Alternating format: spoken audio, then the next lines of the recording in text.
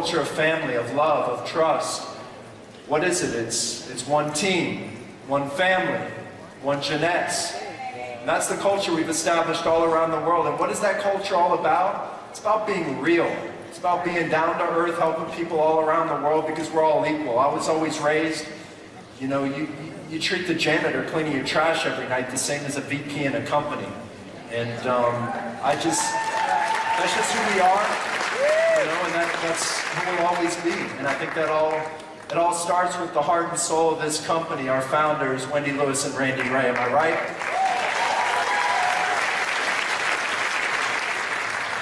Just as much as part of that culture is something that we actually launched back in 2012, our 501c3, the charitable, really the cause-driven focus behind Jeunesse Kids. When we launched Jeunesse Kids back in 2012 at Hong Kong Convention Center for Expo 3, our goal was to raise enough funds to feed 1 million children from one event. That was the goal. We surpassed that goal when we introduced Jeunesse Kids in Hong Kong. Well, just a few months ago, actually in Macau, in September, where we celebrated our 5th anniversary, we announced a new partnership for Jeunesse Kids. And really, it aligns so perfectly with the heart of this company, everything we're trying to do philanthropically as well. And we looked long and hard. We're trying to find a partner that really represented what we were all about as a company and as a culture. And what I love about this organization is that they provide a holistic model. What we realized is we can feed 1 million meals, but you know what? The next day, after you go back home and those 1 million meals are already fed, that child's just as hungry as they were the day before you arrived. So we looked long and hard. We were trying to find a partner that provided a holistic approach. We found an organization that has 5 pillars to their mission, 5 pillars to their cause. They don't just come and feed meals. What they do is, it's called Adopt a Village. And back in Macau at Expo 5, we introduced the first Adopt a Village campaign where Jeunesse Kids is able to partner up. We select a rural village, and we're able to go in and not just provide meals, but we're going to come in and literally take care of a whole village. We're going to come in there, we're going to build schools. We're going to provide education. We're going to provide employment at that school. We're going to provide clean drinking water. We're going to provide agriculture, not just food. We're going to provide agriculture opportunities where people can farm their own food, so we know when we're done and that village is established, it's fully sustainable. Wow. You know, this is something that we're extremely passionate about. It really all began with, honestly, with our co-founder Randy Ray, and you know, it has a lot to do with, you know, his roots and his upbringing. And we just love what this charity stands for. And the story is just really impressive. They were founded back in the 90s by a 12-year-old kid. 12-year-old child went to Capitol Hill to speak out against child labor. That's what being a visionary is. That's what being a leader is. We had the honor of having one of their presidents just in December at Hong Kong University, as well at Expo 5. But today, we are so lucky and so honored to have one of the co-founders of Free the Children with us.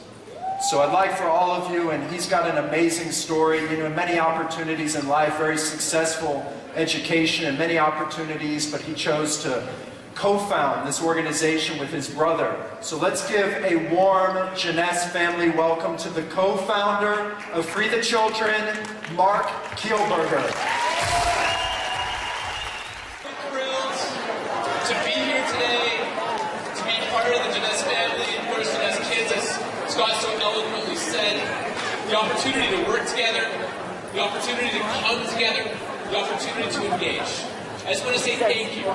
Thank you for who you are, what you do, not only as a brand, as a company, but as a group of people who care, who want to give back, who want to make the world a better place, but want to do this through kids, through children.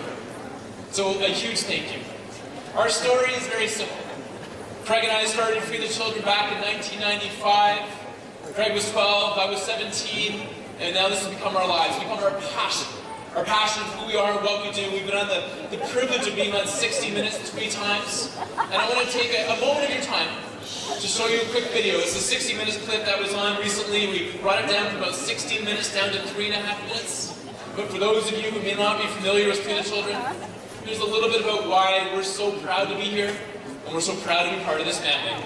We roll the video. The things that we're thankful for tend to come from people who devote their lives to something greater than themselves. Many folks come to that devotion late in life, but Craig Kielberger discovered it early. As a 12-year-old in Canada, he read about the murder of a boy his age in Pakistan. Iqbal Masih was a slave in a carpet factory. Masih escaped to lead a campaign against servitude, but within 2 years he was silenced. Kielberger put down the newspaper and rose to speak. He made Iqbal Masih's fight his own. He talked to classmates, to Congress, to Parliament. Why you? Why not? With no money to start with, they met in his living room and started a charity called Free the Children. So Free the Children today is the world's largest network of children helping children. So what that means in practice is we inspire kids. Then we give them all the tools they need to learn about these issues. Speaking tours, summer leadership camps, curriculum every week. Our bet that we're making is if you give kids the inspiration and the tools to change the world, it'll change their own lives also in the process. And the ripple effect is incredible. You can feel that ripple in the Free the Children celebrations that Kielberger calls We Day. He does as many as 9 of these a year, and when we came to this one in Vancouver, there were 20,000 kids. We Days feature acts like Nelly Furtado, Jennifer Hudson, and lectures by activists including Nobel Peace Laureate Desmond Tutu.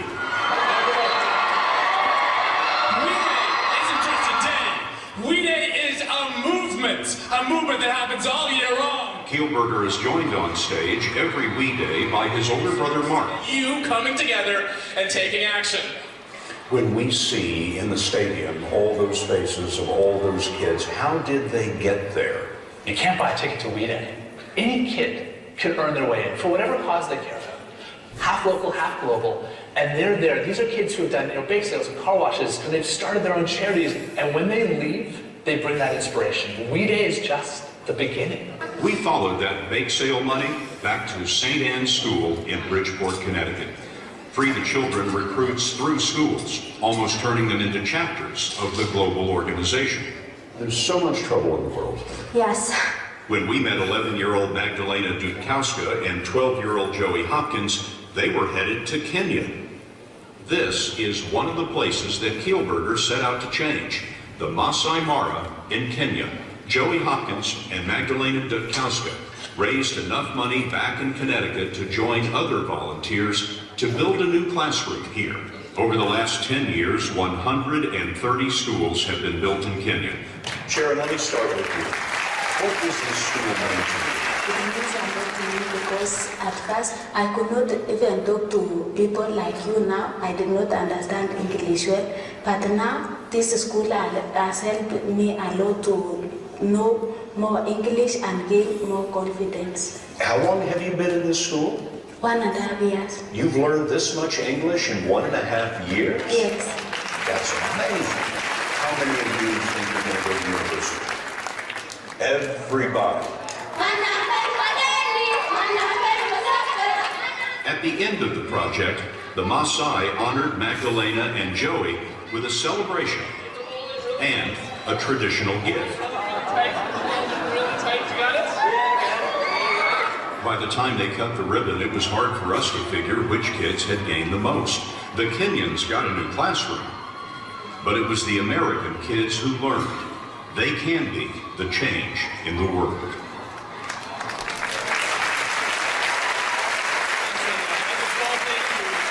Scott was kind enough to give everybody a goat to say thank you. So we're all getting new goats. We are so grateful. And we just want to say thank you from the bottom of our hearts. And you look at where we've come from as an organization, we are so passionate about helping kids, and I can tell by the energy in this room you are so passionate as well. So that photo of Iqbal Masih, the young boy from Pakistan who spoke out against child labor, and what we decided to do is we just simply wanted to change the world, and we wanted to do what we could. And it was so challenging back then because when you read these stories, you don't know what to do. You don't realize that one person can make a difference, one person can achieve their dreams. And that was my brother in grade 7 in the blue t-shirt who spoke up in front of his class. He was so nervous. He was so nervous, but so passionate. He said, "Who wants to help?" And a bunch of young people put up their hands. "Will you join me?" And somewhat similar to the conversation we're having here today, will you join me? Will you engage? Will you participate? And this was us. We sold pop for 75-cent soda pop. We wanted to build a school. We had a dream. Our dream was to build one school. One school so kids can afford to have a chance to receive an education. That one school built into 100 schools and 200 schools, and now 650 schools later. And it just shows you when you're dedicated and passionate, anybody can achieve their dreams. So my brother, he's very articulate, very passionate. When he was 12 years old, he went to my parents, but really my mom, because my mom makes all the decisions in the family, my dad gets no say. And he went to my mom and said, "Mom and Dad, I really want to better understand this issue of child labor. I want to go to Asia, I want to understand, I want to meet these kids." Of course, my mom said no, but we teach kids, we work with millions of them, we teach kids how to wear parents down by asking over and over again. And Craig did. And let's go off to Asia in the next video. Craig at the age of 12 to better understand these issues, because when you find your passion, don't let go of it. Let's go off to Asia together. Can you roll the next video, please? The camera mic at this distance. This is the camera mic at this distance.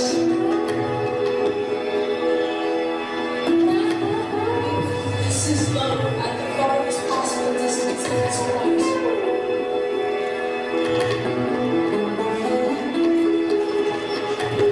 This is low.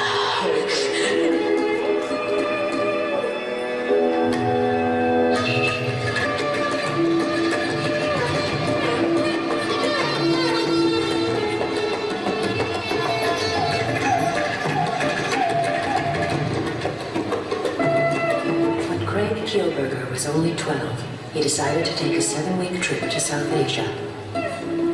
It was a journey that would have important consequences for the rest of his life. He went with 25-year-old Alam Raman, his friend and guide. They took a camcorder and made a record of all their experiences to bring back to Canada to show other children. Craig is 15 now. This is the story of his life so far. The only time I was actually nervous on my trip was that 1 second when I said, "Oh God, what am I doing here? I'm 12 years old and I've never taken the subway by myself." But after that, I left. Why did he give up in the middle pathway if he was going to school before? Craig had become concerned about child labor through reading about it back in Canada. Now he wanted to find out everything he could firsthand. I had a million questions. I could have held a child there for hours and just asked them question after question after question.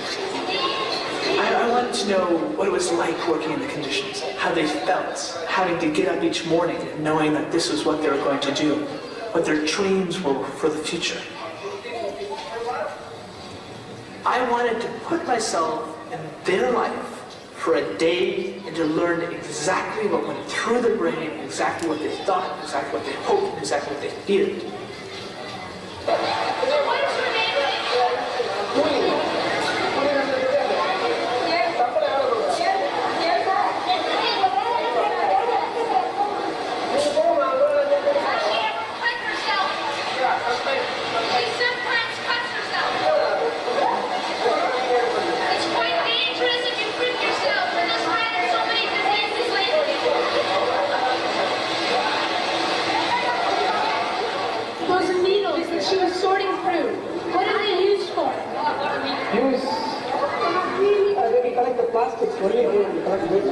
What are the needles used for before?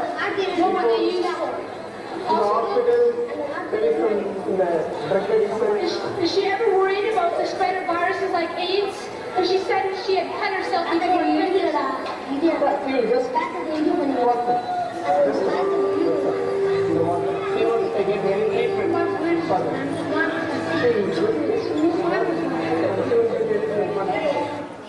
those of you who couldn't see in the back, Maglia's job was to separate used syringes and needles from their plastics. And she wore no gloves and no shoes, and at one point you could even see in the footage, she actually stepped onto the pile of needles to get to the other side. And she said, I can't talk to you much longer because my master, not my boss, my master sees me speaking and not working, he'll beat me again. There's 250 million kids around the world who have never once set foot in a classroom. And that's 250 million too many. And the opportunity we have together is to slowly but purposefully bring that number down, and then to increasingly bring that number down and powerfully bring that number down. And that's why we're so passionate to be here. We have that 5 pillars of sustainability that Scott eloquently spoke about. And this is what we do. And this is what we're doing with you. We take old schools like this, old schools in places like in Africa and Asia and Latin America, and very quickly and very purposefully we start one brick at a time building those new schools. Providing high-quality education so kids can afford to step in those classrooms for free. Families can have a chance to lift themselves out of poverty and have the dignity to send their kids to school, and even high school. And that's about education. And we do this now all around the world, and we're doing it with you, and we're so deeply grateful and so deeply passionate to send these kids to school, but it's not enough just to have a school. Again, as Scott eloquently mentioned, you need clean water because the #1 reason why girls don't go to have water and go to school in sub-Saharan Africa is they have to get water for their villages. So that water is so critical. We need to make sure that girls and boys are both going to school, and that's again what we're doing with you. But we also need water, we need school, and we need kids to be able to go to school and make sure they have enough food so they're not hungry or they're not starving so they can concentrate. And again, that's what we do with you. Providing opportunities to ensure that people have the dignity to send their kids to school and be able to be feeding themselves, to be able to not only have that fish, but teach them how to fish. And that's what we're doing with you. And we want to say thank you, and we want to make sure, as much as all of us in this great auditorium are empowered, these women are empowered as well. They have the ability to have goats and cows and sewing machines. They have the ability to have dignity to afford to send their kids to school. They have the ability to break that cycle of poverty, and that's what we're doing with you and making sure those kids are healthy all along the way. It's so important to see this all come together. It's so important to see this all come together because this is the opportunity to build partnership, the opportunity to build community, the opportunity to build dignity, the opportunity to break the cycle of poverty once and for all. Got one more video. Be inspired, be ready, be engaged around Adopt a Village, because this is what we're doing with you.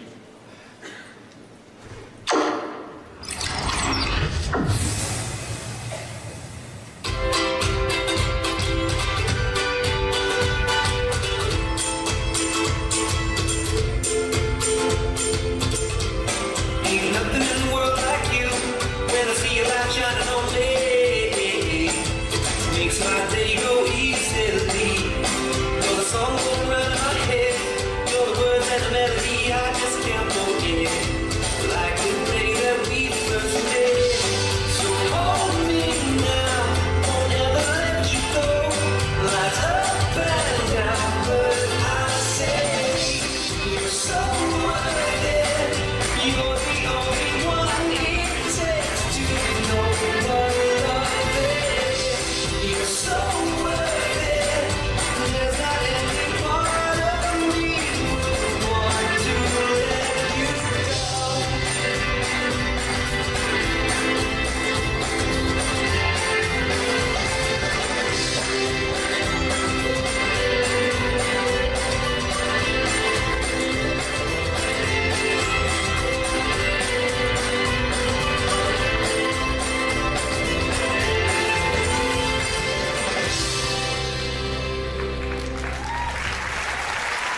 And from the bottom of our hearts, we want to congratulate you, we want to honor you, and we want to say thank you.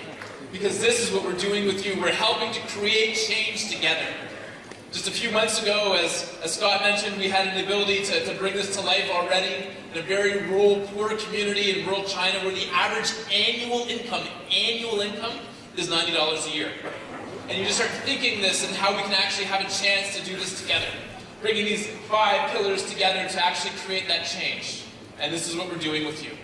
As I end, I just want to say thank you, and as I look around and I see thousands of people gathered here today to celebrate, to be empowered, to engage, I want to share with you a story about engagement, about empowerment that's set here in Ecuador, up in the Andes Mountains. We built schools. This was the first school we ever built in Ecuador for the Pure Indians, an amazing group of people who have such dignity and such power, and I'll never forget this. I'll never forget, we were building our school, and we were building our school and building our school up in the middle of the Andes Mountains, in the middle of nowhere, and we had all of our supplies going up the back of mules, up the back of a tiny, windy mountain path all the way up to this mountain. But it was peak harvest season. And it was peak harvest season, so all the supplies, of course, the harvest and the food was going back on a tiny, windy mountain path in the opposite direction. And in the middle of nowhere in the Andes Mountains of Ecuador, there was a traffic jam of mules. Seriously. So we didn't know what to do, so we had to let our mules down. We didn't want the food to rot, so we went to the woman in the community, the eldest woman, the wisest woman, and we said, ma'am, we have a problem. She said, what's the problem? We said, we have a problem. We're not going to finish the school. She said, no problem. We said, what do you mean no problem? She said, I'll call a minga. Like, a minga? She said, I'll call a minga. She walked out. She had this gorge overlooking her house, and she said in her loudest possible voice, she said, tomorrow there will be a minga. And it went minga, minga, minga, minga. Nobody moved. Nobody flinched. And she walked back. She said, see, no problem. We're like, oh, high five. That's super awkward. Oh, my goodness. Like, what do we do now? She called a minga. So we brought everybody together. We said, we have to work all night. We're not going to finish the school. And we tried, and we tried, and we were not successful. And as the sun came up at 4 o'clock, 5 o'clock, 6 o'clock in the morning, because we were up, we saw all these community members. They heard this term minga. They heard this term minga, and they all started to come, and they left their fields, and they put down their tools, because they heard this rallying cry, this term minga, and they all came together with women with kids strapped on their backs. And they all came together to finish the school, and then they celebrated, and they danced, and then they left. And we were totally blown away, and we said to the woman, with her head bowed, we said, ma'am, what did you do? She said, I called a minga. We're like, we know. What's a minga? She said, oh, minga. And catchline in my language is the coming together of people to work for the benefit of all. We said, wow, the coming together of people to work for the benefit of all? She said, yes. The coming together of people to work for the benefit of all. She said, what's the word in English? And we said, we'll be right back. And we said, it's kind of like a barn raising, but there's not much barn raising in downtown Las Vegas anymore. It's kind of like volunteering, but you can do that yourself. So we said, oh my goodness. She's like, what's the word? We said, it's kind of like a riot for good. A riot for good. We're like, oh, okay, it was so awkward. But ladies and gentlemen, what I see as I look out to all of you, this is a minga. Today is a minga. This conversation is a minga. What you're doing with this incredible work to help support kids is a minga. And I want to say from the bottom of our heart, thank you. And as I end my time here today, we're not a religious organization, but I'm a spiritual person. And we've met some amazing people in our day. We've met some amazing leaders. We do these big events called We Days. It's remarkable. We work with millions of kids. But perhaps one of me, as I look back, one of the most amazing people I had a chance to meet over these years was this amazing woman right here. For those of you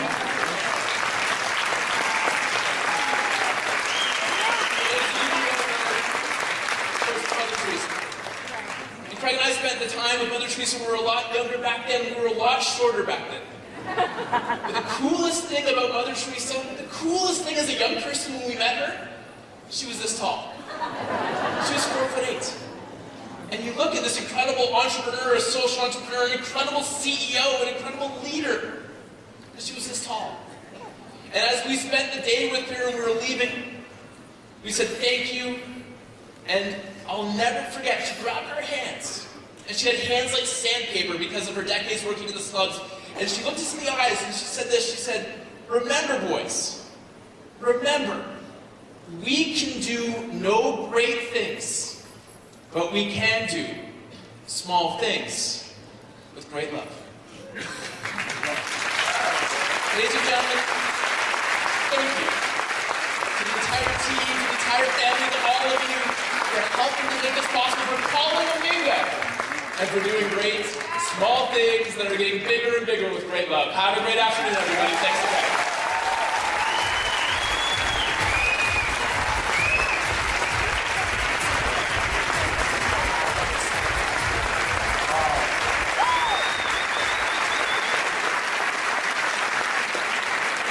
What an honor to have Mark here at this event to represent Free the Children and just visionaries. We love everything they stand for and everything they've done as an organization. As a company with Jeunesse Kids, we had our goal was to adopt a village in rural China. The budget for that village was about $189,000.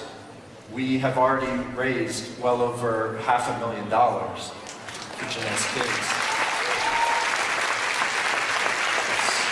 It's amazing. It's because of all of you.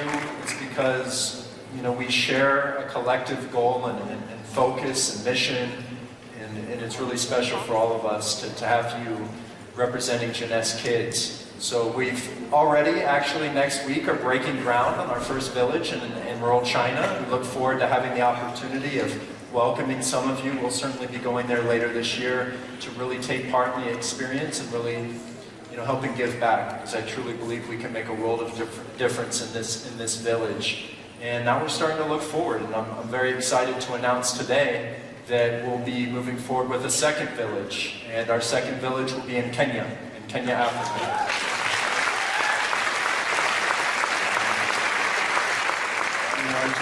We're just getting started with Jeunesse Kids. We can make a world of difference, so I think the Kenya project is also going to be very exciting. A lot of children, a lot of families in need there, and as one Jeunesse family, we can make a major difference.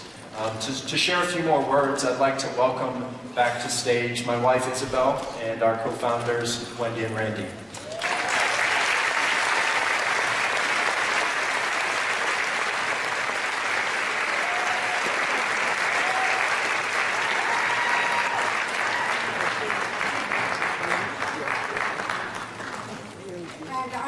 Welcome back to the stage, Mark, so we can truly show them how much we appreciate the work Free the Children is doing.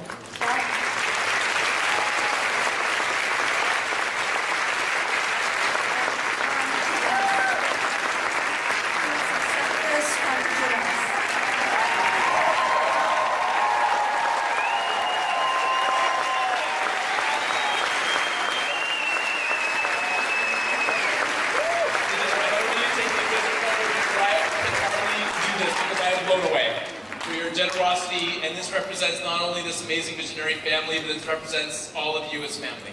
So thank you for helping to empower so many tens of thousands of families through this. We will not let you down. We look forward to many adventures. Thank you again.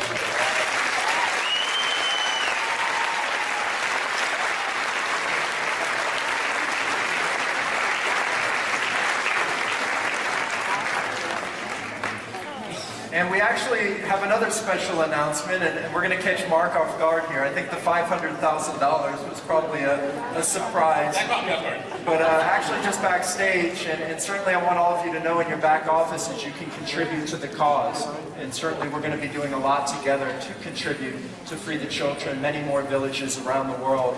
But just now backstage, I was passed a check by one of our best of the best in Jeunesse.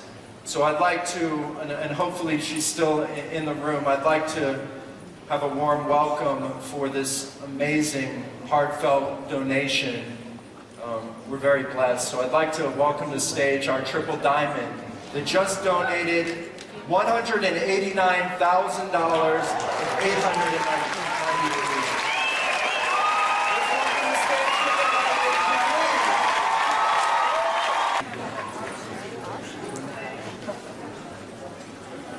Right. Thank you very much, Kim. We appreciate your generosity.